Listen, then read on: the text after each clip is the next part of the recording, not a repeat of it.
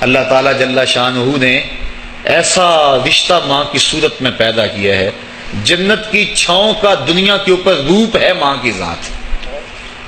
جنت کی گھنی چھاں ہے ماں کا وجود، اور اللہ نے اپنی رحمتوں کو اگر کوئی صورت دی ہے تو وہ ماں کا روپ ہے،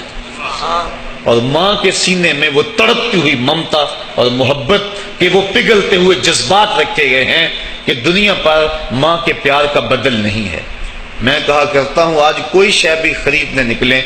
تو آپ وثوق سے نہیں کہہ سکتے یہ خالص ہے، ہر شے 2 نمبر دستیاب ہے،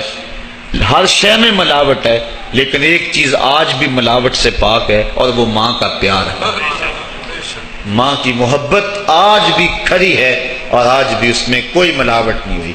بچہ بوڑھا بھی ہو جائے لیکن ماں کے لیے وہ بچہ ہوتا ہے، ماں کی دعائیں اسی طرح اس کے لیے ہوتی ہیں، اور بچہ آغوش مادر میں آ کر پھر طفل سادہ رہ جاتا ہے۔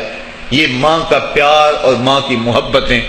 ایک شاعر نے ماں کی محبت کا نقشہ کھینچتے ہوئے کیا خوبصورت بات کہی،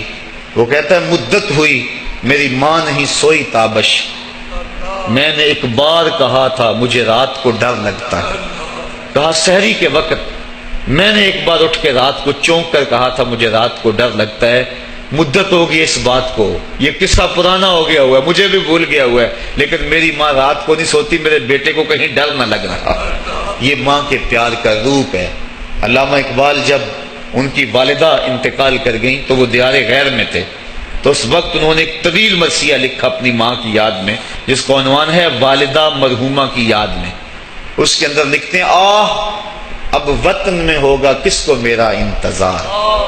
آہ وطن میں ہوگا اب کس کو میرا انتظار، کون میرا خط نہ آنے سے رہے گا بے قرار، آرزو لے کر تیری خاک مرکز پہ آؤں گا، اب دعائے نیم شب میں کس کو میں یاد آؤں گا، کون پچھلے پہر اٹھ کے دعا کرے گا۔ ہر ایک سے کہنا پڑتا نا جناب دعا کرنا، مولوی صاحب سے بھی عرض کرنا پڑتا حضور دعا میں یاد رکھنا، پیر صاحب سے گزارش کرنا پڑتی ہے جناب مجھے دودھ راتوں میں اور چاندنی راتوں میں مجھے یاد رکھنا، حاجی کو معتمر کو کہنا پڑتا جناب دیار حرم میں جا رہے ہو اور دیار حبیب میں جا رہے ہو وہاں مجھے دعاؤں میں یاد رکھنا، سین حرم میں بھی اور جالی کے سامنے بھی، ہر ایک کو کہنا پڑتا ہے کہ مجھے دعاؤں میں یاد رکھنا۔ کبھی ماں کو بھی کہنا پڑا ہے کہ امی دعاؤں میں یاد رکھنا۔ ماں کے ہاتھ ویسے اٹھے رہتے ہیں، اور جب ماں کے ہاتھ اٹھ جائیں اجابت کے سارے دروازے کھل جاتے ہیں۔ میں نے پڑھا کتب حدیث میں جو دعائیں رد نہیں ہوتی ان میں سے ایک ماں کی دعا ہے، جب ماں ہاتھ اٹھا دے تو جنت کے سارے دروازے کھل جاتے ہیں، اور یہ لازمی نہیں ہے کہ ماں رابعہ بصریہ ہو تو پھر ہی اس کی دعا قبول ہوتی ہے۔ اپلے تھاپتی ہوئی ماں اور لیپا پوتی کرتی ہوئی ماں جو ہے وہ مٹی سے بھرے ہوئے ہاتھ اٹھا دے تو اللہ ان ہاتھوں کو بھی خالی نہیں موڑتا۔ ماں جب بولتی ہے تو اس کے لہجے میں جبریل بولتا ہے، ماں جب مسکراتی ہے لگتا ہے جنت کی ساری کلیاں کھل اٹھی ہیں۔ ماں کے چہرے کی رونق اور ماں کے چہرے کی جو ہے وہ خوشی بیٹے کے دل کو حقیقی قرار اور حقیقی تسکین دیتی ہے۔ جو ٹھنڈ ماں کے ساتھ نصیب ہوتی ہے وہ کائنات میں کسی اور جگہ پہ نہیں ہے، جو گھنا سایہ ماں کے دامن میں ہے وہ کسی اور جگہ میسر نہیں ہو سکتا ہے۔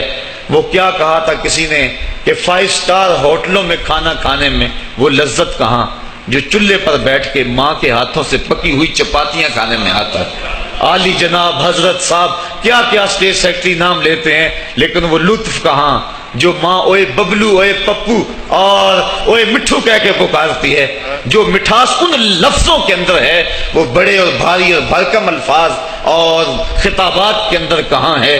اونچی کرسی پہ بیٹھنے کا وہ لطف نہیں ہے جو ماں کے قدموں میں بیٹھنے کا ہے۔ اللہ نے ماں کے روپ کے اندر ایک محبت اور ایک الفتوں کا ایک ایسا دریا دیا ہے کہ جس کے اندر انسان جب جاتا ہے تو اس کے دکھوں کے سارے میل دھل جاتے ہیں اور وہ بالکل آسودہ ہو جاتا ہے۔ یہ ماں کا روپ ہے، یہ ماں کا پیار ہے۔ تو ماں کا بچھڑ جانا، اس دنیا سے چلے جانا، یہ ایسے ہی ہوتا ہے جس طرح کوئی بندہ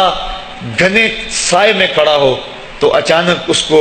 دھوپ میں کھڑا کر دیا جائے، پھر اسے پتا چلتا ہے کہ کتنا گھنا سایہ تھا۔ جس طرح درخت ساری دھوپ اپنے اوپر سہتا ہے اور جو اپنے نیچے کھڑا ہو اس کو ٹھنڈک دیتا ہے۔ اسی طرح ماں باپ سارے دکھ اپنے اوپر سہتے ہیں لیکن اپنی اولاد کو ٹھنڈک پہنچاتے ہیں۔ ماں باپ کے اس دنیا سے چلے جانے کے بعد پتہ چلتا ہے کہ میں کتنی گھنی چھاؤں سے کس کڑاکے دار دھوپ میں آ گیا ہوں، اور میری زندگی کے اندر کتنے دکھوں کا زہر گل رہا ہے۔ جو زہر پہلے ماں ہمارے قریب نہیں آنے دیتی تھی، جو باپ ہمارے قریب نہیں آنے دیتا تھا، وہ اپنی باہوں میں اور اپنے سینے میں ان غموں اور دکھوں کو سمیٹ لیا کرتے تھے۔ تو ماں کا بچھڑ جانا، ماں کا اس دنیا سے چلے جانا، یہ بہت بڑا سانحہ ہوتا ہے۔